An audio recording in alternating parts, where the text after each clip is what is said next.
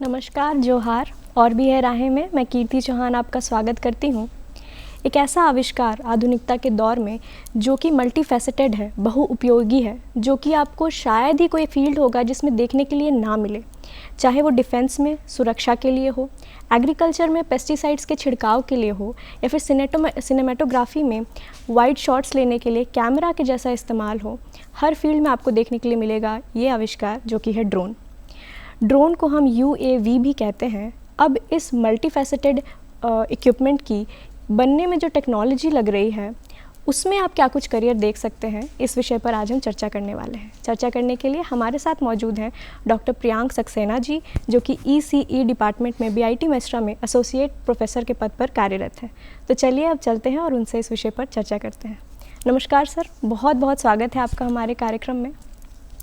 सबसे पहले तो ड्रोन टेक्नोलॉजी क्या है, ये इस पर ही हम चर्चा करना चाहेंगे, क्योंकि ये थोड़ा सा टेक्निकल हो जाएगा। तो एक लेमैन टर्म में, या फिर हम कह सकते हैं लेमैन लैंग्वेज में, जो अगर आप आम जनता को समझाना चाहें कि ये टेक्नोलॉजी क्या है, तो वो कैसे होगा?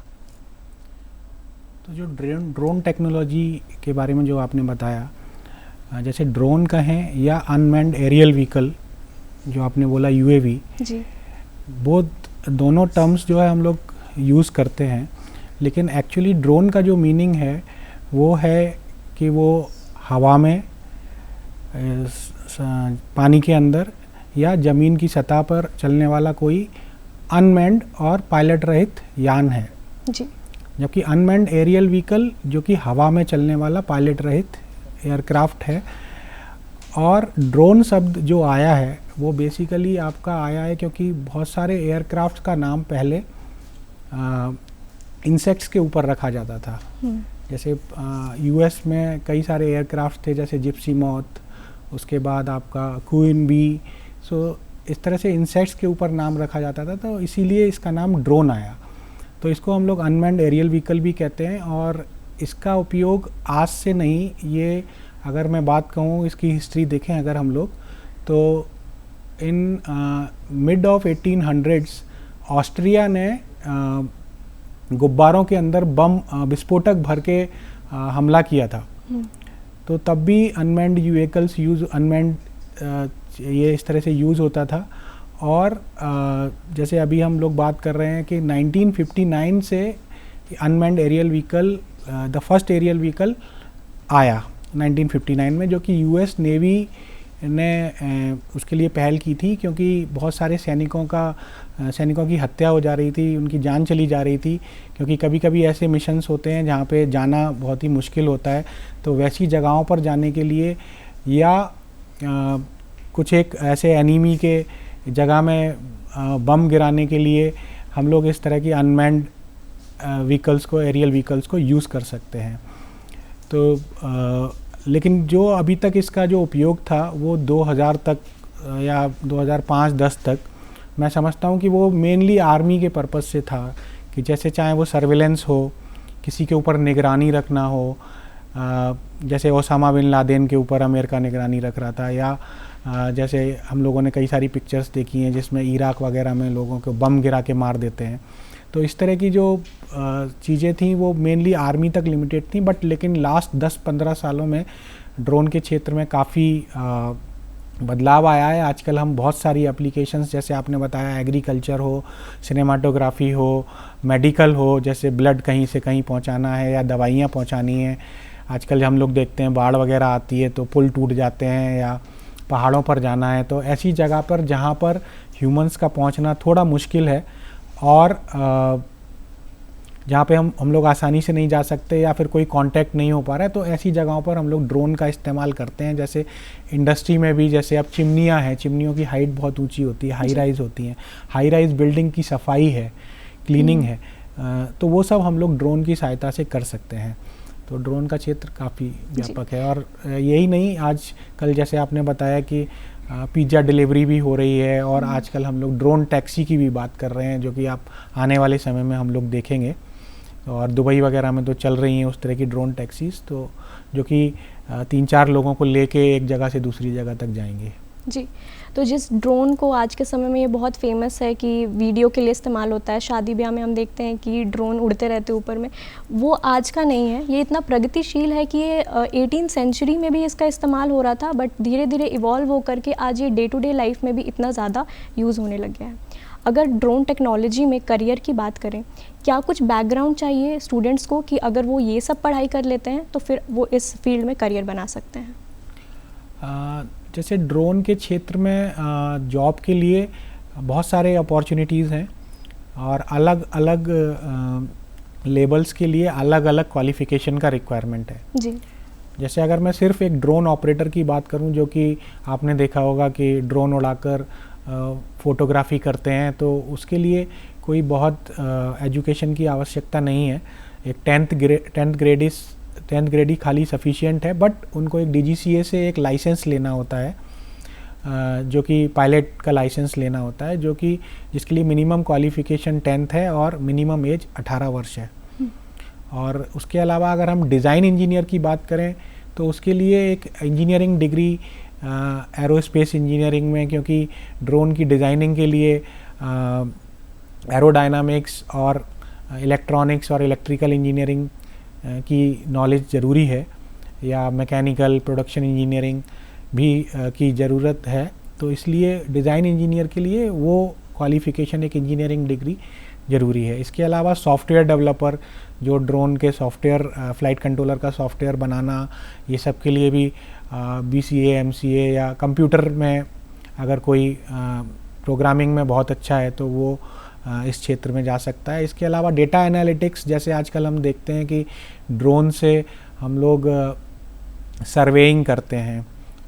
जो पहले इंजीनियर जाता था, देखता था, नापता था आपका प्लॉट का लंबाई चौड़ाई या वो सब करना था, या फिर आजकल माइनिंग में हम लोग देख रहे हैं, माइनिंग एरिया है या कहीं पे भी जहाँ पे आपको रिमोट सेंसिंग का यूज़ है, आप देखना चाहते हैं कि कितने क्षेत्र में हरियाली है, वाइल्ड लाइफ मॉनिटरिंग है, तो इस तरह की जो एप्लीकेशंस हैं, तो दिस रिक्वायर, मतलब इसके लिए एक्सपर्टाइज चाहिए, वो उस तरह का GIS का नॉलेज चाहिए, रिमोट सेंसिंग का नॉलेज चाहिए, तो वो उस तरह की क्वालिफ़िकेशन होनी चाहिए। जी, तो जब हम बात करते हैं ड्रोन टेक्नोलॉजी में करियर रोल्स के बारे में, तो बहुत सारे स्टेप्स पे आपको मिल सकता है।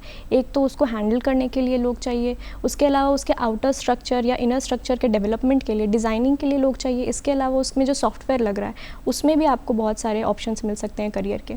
लेकिन जब हम बात करते हैं एजुकेशन की, तो क्योंकि ज़्यादातर यही निकल कर के आ रहा है कि इंजीनियरिंग अगर आपका बैकग्राउंड है तो ड्रोन टेक्नोलॉजी में लेकर के, चाहे वो सॉफ्टवेयर डेवलपमेंट का हो या फिर आउटर स्ट्रक्चर डिज़ाइनिंग हो, तो इंजीनियरिंग बैकग्राउंड अगर रहता है तो वो कर सकते हैं। तो सर, अगर एजुकेशनल बैकग्राउंड की बात करें कि इंजीनियरिंग कर रहे हैं, BTech कर रहे हैं बच्चों को, अगर ड्रोन टेक्नोलॉजी में इंटरेस्ट है तो क्या पढ़ना होगा उन्हें?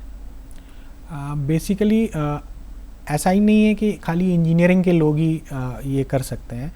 कोई जो बहुत ही अच्छा है, जिसको बेसिक फिजिक्स बहुत अच्छे से आती है और थोड़ा बहुत इलेक्ट्रॉनिक्स जैसे सोल्डरिंग वगैरह या मोटर कैसे काम करता है या पेलोड कैलकुलेशन, अगर वो थोड़ा बहुत फिजिक्स भी समझते हैं तो वो भी इस क्षेत्र में जा सकते हैं। और इंजीनियरिंग के बच्चों के लिए तो उनको ये सारा कुछ पढ़ाया ही जाता है, जैसे एरोडायनामिक्स है, मैकेनिक्स है, ये सारा कुछ उनको पढ़ाया ही जाता है, इलेक्ट्रिकल इंजीनियरिंग, ये सारा कुछ उनको पढ़ाया जाता है, माइक्रो कंट्रोलर वगैरह सारा कुछ पढ़ाया जाता है। जी, जैसा कि आप सर बता रहे हैं कि अगर फिज़िक्स की भी बेसिक नॉलेज है या इंजीनियरिंग बैकग्राउंड के बच्चे इस फील्ड में जा सकते हैं, तो सर इन हैंड एक्सपीरियंस अगर चाहिए तो वो कैसे मिल सकता है? इन हैंड एक्सपीरियंस के लिए देखिए 2 तरह की चीज़ें हैं। जैसे अगर आप खाली एज ऑपरेटर यूज़ करना चाहते हैं तो बहुत सारे आजकल ड्रोन्स, जैसे बच्चों के जो टॉयज़ हैं, वो ड्रोन्स मार्केट में अवेलेबल हैं और बहुत ही कम दाम में वो सब अवेलेबल हैं, तो उनको कोई उड़ा सकता है, उड़ाने की प्रैक्टिस कर सकता है उनके साथ, उसकी डिज़ाइन की अंडरस्टैंडिंग बना सकता है उससे। उसके अलावा बहुत सारे तरह के सिमुलेटर्स अवेलेबल हैं जिसमें कोई प्रैक्टिस कर सकता है ड्रोन उड़ाने का, लेकिन बिना लाइसेंस के आप ड्रोन उड़ा नहीं सकते हैं। उसके लिए आपको DGCA से एक लाइसेंस लेना होता है। और जहाँ तक जैसे आपने बोला कि और प्रैक्टिकल एक्सपीरियंस करने के लिए तो कोई भी अपना खुद से ड्रोन डिज़ाइन कर सकता है। तो ड्रोन भी कई तरह के होते हैं। जैसे अगर मैं बात करूं, जैसे स्मॉल ड्रोन है जो कि 250 ग्राम से लेके हम 5-6 केजी तक का ड्रोन, मतलब 150 केजी तक का ड्रोन हो सकता है। तो और अगर उसकी लेंथ की बात करूं तो 50 सेंटीमीटर से 10 मीटर तक ड्रोन हो सकता है। और अगर उसकी डिस्टेंस जो कि एक ड्रोन कवर करता है, जो कि काफ़ी इम्पोर्टेंट होता है, तो वो 5 किलोमीटर से लेके आप 600 किलोमीटर तक आप कवर कर सकते हैं। और टेक्नोलॉजी में जैसे जैसे एनहेंसमेंट हो रहा है, हम लोग आगे बढ़ रहे हैं। तो ये जो डिज़ाइन क्राइटेरिया है, जो डिज़ाइन ड्रोन को जो डिज़ाइन करना है, तो उसके लिए क्या क्या वो मेनली निर्धारित होता है आपकी एप्लीकेशन से, कि आप कौन सी एप्लीकेशन पे काम करना चाहते हैं, उसके अकॉर्डिंग आपका क्या पेलोड होगा। पेलोड मतलब कि ड्रोन क्या लेके उड़ेगा जी। अपने साथ, कैमरा लेके उड़ेगा या अपने साथ कुछ एक मान लीजिए ब्लड आपको यहाँ से कहीं रामगढ़ तक भेजना है, तो वो अपने साथ एक 750 ml का एक ब्लड का ये लेके उड़ेगा। तो वो क्या लेके उड़ेगा, उसके आधार पर आपको सारे कंपोनेंट्स का सिलेक्शन करना होता है। फिर आपको उसके हिसाब से उसको डिज़ाइन करना होता है, टेस्ट करना होता है, एंड देन सॉफ्टवेयर से उसको कैलिब्रेट करना होता है, एंड देन आप उसको फ्लाई कर सकते हैं। जी। किसी भी करियर को अगर हम आज चुनते हैं तो उसमें एक एस्पेक्ट जो ज़रूर देखते हैं वो ये है कि इसका फ्यूचर में क्या रहेगा रोल, मतलब फ्यूचर में ये कितना, इसका क्या प्रॉस्पेक्ट है। तो अगर जानना चाहें ड्रोन टेक्नोलॉजी को लेकर के करंट ट्रेंड्स क्या है और इसका फ्यूचर प्रॉस्पेक्ट क्या है। तो जैसा कि आपने खुद भी बताया था अभी थोड़ी देर पहले कि बहुत सारी जगह में हम लोग ड्रोन अभी यूज़ कर रहे हैं। ड्रोन का यूज़ खाली मिलिट्री तक अभी सीमित नहीं रह गया है, क्योंकि मिलिट्री में तो जैसे आपने देखा कि सर्विलेंस पर्पस और या टारगेट एंड डिप्लॉय में यूज़ करते हैं, या एज अ अनमैन्ड बॉम्ब की तरह यूज़ करते हैं। जैसे अभी हमारा एक मई 2024 में एक फ्लाइंग वेज ड्रोन जो एक स्टार्टअप है, बेंगलोर बेस्ड स्टार्टअप है, उसने 200B के नाम से फर्स्ट इंडिजीनियस यूएवी बॉम्बर बनाया है। अच्छा। जो कि फर्स्ट इंडिजीनियस है, जो अभी मई 2024 में ही बना है। तो मिलिट्री का तो एक यूज़ है ही। दूसरा, उसके अलावा agriculture is one of the primary area जहाँ पे हम लोग अभी प्रिसीजन फार्मिंग की जहाँ बात कर रहे हैं और ह्यूमन एफर्ट्स को घटाना चाह रहे हैं। इवन गवर्नमेंट ने भी काफ़ी इस ओर कदम बढ़ाए हैं, जैसे नमो ड्रोन दीदी योजना है, जिसमें जो केंद्र सरकार है वो गांव की जो महिलाएं हैं उनको ड्रोन की ट्रेनिंग देंगे, जिससे उन्हें खेती में काफ़ी मदद मिल सके। उसके अलावा आपका जो हमारी इंडस्ट्री की हम बात करें, तो इंडस्ट्री में जो भी इंडस्ट्री ऑटोमेशन से डील करती है, वहाँ सारी जगह ड्रोन्स का यूज़ हो रहा है। चाहे वो वेयर हाउसेज़ हों, कोई सामान वहाँ से उठा के ले जाना हो, चाहे आपका पिज़्ज़ा डिलीवरी हो, या आपका जैसे बड़ी बड़ी चिमनीज़ हैं उनकी मॉनिटरिंग हो, गैस पाइपलाइन की मॉनिटरिंग हो जो कि किलोमीटर्स में फैली रहती है, उसको अगर हम लोग मॉनिटर करना चाहते हैं तो हम लोग उस पर एक सेंसर लगा के उसकी करंट हेल्थ मॉनिटरिंग कर सकते हैं। तो उस तरह का बहुत सारा यूजेस है। और आपका जैसे अभी हमारे ओलंपिक्स चल रहे हैं, तो ओलंपिक्स में पहले क्या होता था कि वायर्ड कैमरा हम लोग यूज़ करते थे, तो बहुत ज़्यादा एथलेटिक जो हमारे एथलीट होते थे उनके पास तक नहीं जा पाते थे, तो पूरा एक्चुअली मूवमेंट कैप्चर नहीं हो पाता था। लेकिन आज के समय में वैसा नहीं है। ड्रोन वायरलेस होता है, वो आपका बहुत क्लोजली वो आपका जो मूवमेंट है उसको कैप्चर करता है। तो वो उस तरह की एप्लीकेशंस हैं। तो बहुत सारी एप्लीकेशंस हैं और एप्लीकेशंस अभी खुल रही हैं। जैसे मैंने बताया कि अभी ड्रोन टैक्सीज़ आने वाली हैं, और यहाँ ड्रोन टैक्सीज़ के आ जाने से भी बहुत सारा मार्केट ओपन हो जाएगा। अगर सैलरी, एक्सपेक्टेड सैलरी की बात करें, इतने सारे इंडस्ट्रीज़ आपने बताया और उसमें भी बहुत सारे करियर रोल्स बताए, तो उनमें सैलरी क्या एक्सपेक्ट कर सकते हैं? तो जैसे अब बहुत तरह के रोल्स हैं, तो रोल्स के अनुरूप ही उनकी सैलरी भी है। जैसे अब ड्रोन ऑपरेटर का जैसे जॉब है, तो उसमें आपका डिपेंड करता है आपके एक्सपीरियंस पे, तो आपका 30-40 हज़ार रुपये से लेके मतलब लाख रुपए तक भी हो सकता है। और अब जैसे डिज़ाइन इंजीनियर है तो वो 1-2 लाख से लेके 4-5 लाख तक हो सकता है। या फिर जो सॉफ्ट डेटा एनालिस्ट है उसका भी उसी तरह से हो सकता है, 1-1.5 लाख रुपए महीने से लेके 2-3 लाख रुपए महीने तक। किसी भी फील्ड में करियर बनाने का जो सबसे फर्स्ट स्टेप होता है वो होता है कि उसकी पढ़ाई करने के लिए कौन से शिक्षण संस्थान में जाएं। तो अगर हम कॉलेजेस की बात करें तो कौन कौन से कॉलेजेस हैं जो इस फील्ड में बहुत अच्छा एजुकेशन प्रोवाइड कर रही हैं? क्योंकि अभी ये यूएवी जो है ये सब्जेक्ट थोड़ा अभी नया है, तो इसके ऊपर इस तरह से कोर्सेज बहुत कम हैं, बट गवर्नमेंट ने ऑलरेडी इनिशिएटिव लिया हुआ है। और आप DGCA जो कि director general of civil aviation है, उसने ऑलरेडी कुछ सेंटर्स बना रखे हैं जहाँ पे जाकर आप रिमोट पायलट ट्रेनिंग ले सकते हैं, जिसके लिए आपको जो कि आप मैक्सिमम 30 डेज़ का होता है, और उसको आप ले सकते हैं। और उसके लिए कुछ तो भी 30-40,000 रुपीज़ आपका लगता है, फीस है जी। और अब अगर बात करें और शिक्षण संस्थाओं की, तो जैसे बहुत सारे शिक्षण संस्थाएं हैं, जैसे IIT कानपुर है या और भी IITs हैं जहाँ पर एरोस्पेस इंजीनियरिंग के साथ यहाँ पे एरोस्पेस इंजीनियरिंग की पढ़ाई होती है, और जिसका फोकस UAV की तरफ होता है। UAV एज अ स्पेशलाइजेशन वो लोग पढ़ाते हैं। इसके अलावा national institute of electronics and information technology में भी डिप्लोमा देते हैं UAV डिज़ाइन के, UAV के ऊपर। और IGNOU है, चंडीगढ़ यूनिवर्सिटी है, इंडियन इंस्टीट्यूट ऑफ ड्रोन्स है।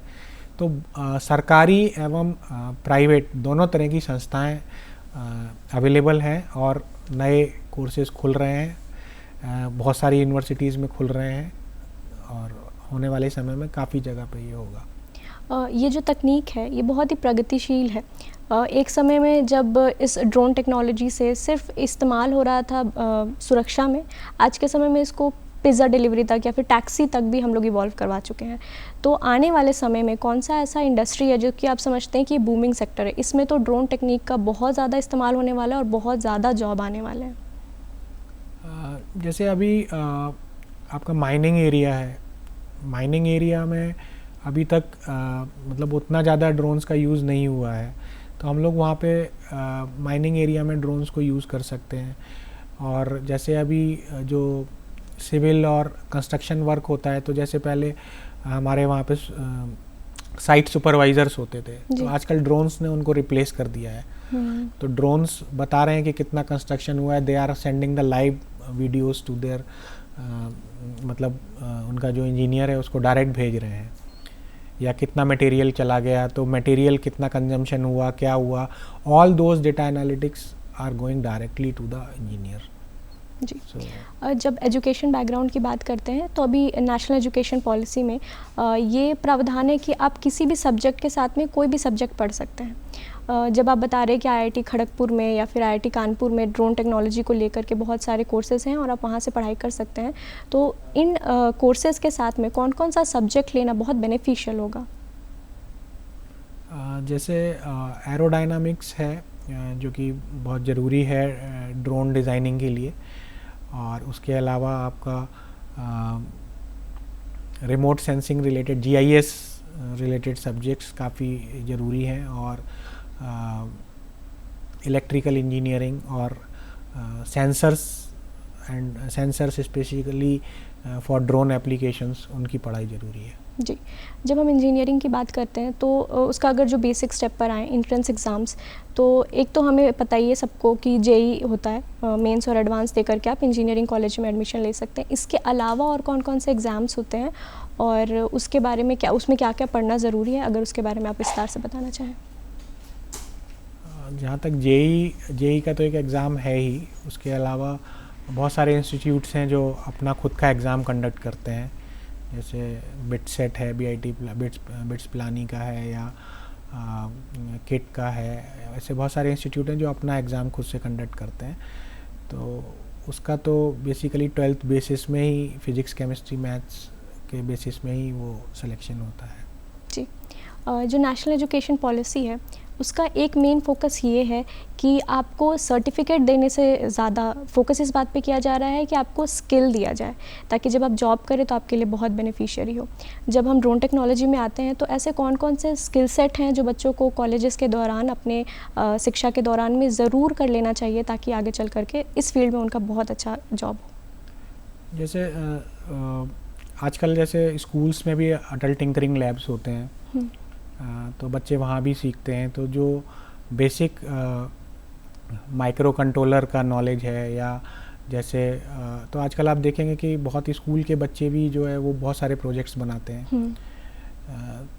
तो मेनली जो कॉलेज लेवल में हम लोग जैसे सोल्डरिंग करना, कोई माइक्रो कंट्रोलर से कुछ मोटर्स वगैरह को ऑपरेट करना, इस तरह का जो माइक्रो कंट्रोलर बेस्ड सम डिज़ाइन वो थोड़ा कर सकते हैं पहले से।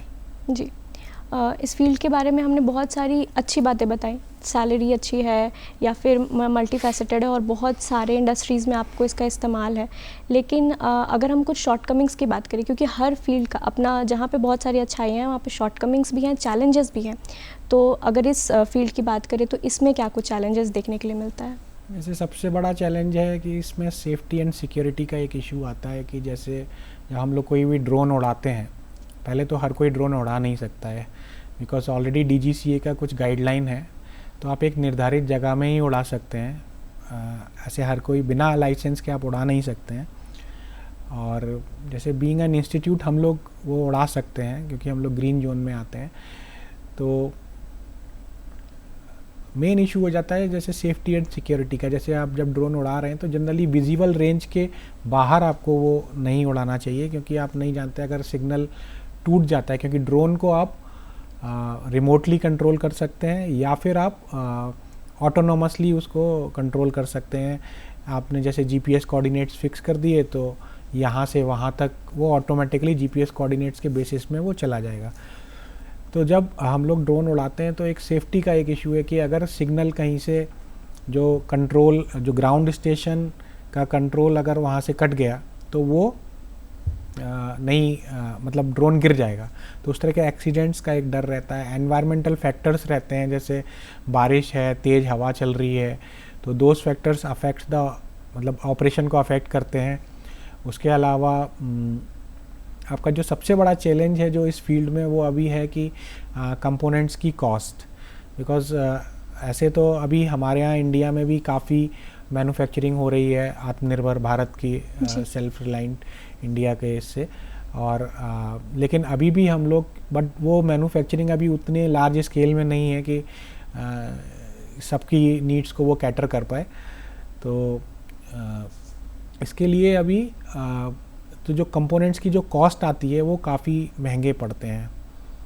तो अगर वो कॉस्ट थोड़ी कम हो जाएगी तो ज़्यादा लोग इस फील्ड में आ सकेंगे और मतलब कम खर्चा लगेगा एक अच्छा ड्रोन बनाने में, जो कि काफ़ी हेल्पफुल होगा। जी, हमारे दर्शक जो देख रहे हैं उनमें कई सारे ऐसे स्टूडेंट होंगे जो कि शायद आपके बातों से प्रभावित हुए होंगे और उनका भी ये होगा कि अब आगे चल करके शायद इस फील्ड में मुझे भी करियर बनाना है। ऐसे बच्चों को आप क्या कहना चाहेंगे? मैं बस यही कहना चाहूँगा कि जो ड्रोन का जो फील्ड है वो काफ़ी आने वाले समय में काफ़ी व्यापक है, और आप देखेंगे कि हम लोग ड्रोन का यूज़ बहुत सारी एप्लीकेशंस के लिए होने वाला है। तो जब ड्रोन्स का यूज़ बढ़ेगा तो उसका रिक्वायरमेंट, उसको यूज़ करने वाले लोग, उसको डिज़ाइन करने वाले लोग का भी रिक्वायरमेंट उस तरह से बढ़ेगा। तो ये एक अच्छा फील्ड है जिसमें आप लोग अपना करियर बना सकते हैं। और उसके लिए आप अगर आप ड्रोन पायलट बनना चाहते हैं तो आप DGCA से अप्रूव्ड सेंटर्स से आप लाइसेंस ले सकते हैं और खुद से भी आप ड्रोन डिज़ाइन कर सकते हैं।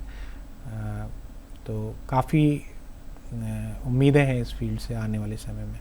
जी, जब कुछ देर पहले हम एंट्रेंस एग्ज़ाम्स की भी बात कर रहे थे, एंट्रेंस एग्ज़ाम से एक लगा हुआ ही क्वेश्चन आता है कोचिंग का, कि जब भी कोई एंट्रेंस एग्ज़ाम की बात आती है तो सब पेरेंट्स के मन में होता है, अगर वो सक्षम है तो वो उनके जो मेन सेंटर्स हैं कोचिंग्स के, जब मान लीजिए अगर IIT कराना है या नीट कराना है तो कोटा भेजेंगे, UPSC करवाना है या जनरल कंपटीशन करवाना है तो दिल्ली भेजेंगे। और इससे बहुत सारे अभी जो सिनेरियोज़ देखने के लिए मिल रहे हैं, खास करके दिल्ली में जो देखने के लिए मिला, तो उससे देख कर के आपको क्या लगता है कि एंट्रेंस एग्ज़ाम्स के लिए क्या कोचिंग बहुत ज़रूरी है, या फिर आप अब क्योंकि इतने सारे ऑप्शंस अवेलेबल हैं, आप ऑनलाइन कोचिंग भी कर सकते हैं घर बैठे, आपको कहीं जाने की ज़रूरत भी नहीं है, तो क्या ये ऑप्शंस को ऑप्ट करना चाहिए या फिर उन सेंटर्स पे जाना बहुत ज़रूरी है? नहीं, बहुत ज़रूरी नहीं है। अगर क्योंकि स्कूल्स में भी बच्चे पढ़ते ही हैं और खुद से भी तैयारी कर सकते हैं, खाली एक लगन से तैयारी करना होगा। और अगर वो वैसा कर पा रहे हैं तो वो खुद से भी कर सकते हैं, ऐसा ज़रूरी नहीं है कि कोचिंग सेंटर में ही जाना है। जी, स्कूली बच्चों की अगर बात करें तो उन बच्चों को जो कि जिनको आगे चल कर के इंजीनियरिंग ही करना है, तो उनको स्कूल में क्या कुछ तैयारी अपने ओर से करना चाहिए ताकि आगे चल कर के जब वो इस कंपटीशन में बैठे तो वो बाकियों से बेहतर हों? उनको प्रैक्टिस करना चाहिए, एक्चुअली फिज़िक्स, केमिस्ट्री और मैथ्स का काफ़ी प्रैक्टिस करना चाहिए। आजकल जो अभी कोविड का समय आया और इस समय में बच्चों ने जो है पेन और कॉपी से थोड़ी दूरी बना ली। अभी आजकल वो प्रैक्टिस नहीं करना चाहते हैं, वो वीडियो देखना चाहते हैं, वो मोबाइल फ़ोन में पढ़ना चाहते हैं। तो वो अगर जब तक वो लोग हाथ से अगर खुद से प्रैक्टिस करेंगे तो मेरे ख्याल में वो बहुत अच्छा होगा कि उनको काफ़ी लाभ मिलेगा इसका। जी, बहुत बहुत शुक्रिया सर हमारे साथ जुड़ने के लिए और इस विषय पर इतनी सारी और इतनी सरलता से इतने टेक्निकल सब्जेक्ट को समझाने के लिए। इसी तरीके से हम हर हफ्ते अलग अलग सब्जेक्ट्स के बारे में जानकारी लेकर के आते रहते हैं और आज के कार्यक्रम में बस इतना ही। मुझे दीजिए इजाज़त, मैं मिलूँगी आपको और भी हैं राहें के अगले अंक में। तब तक के लिए जोहार।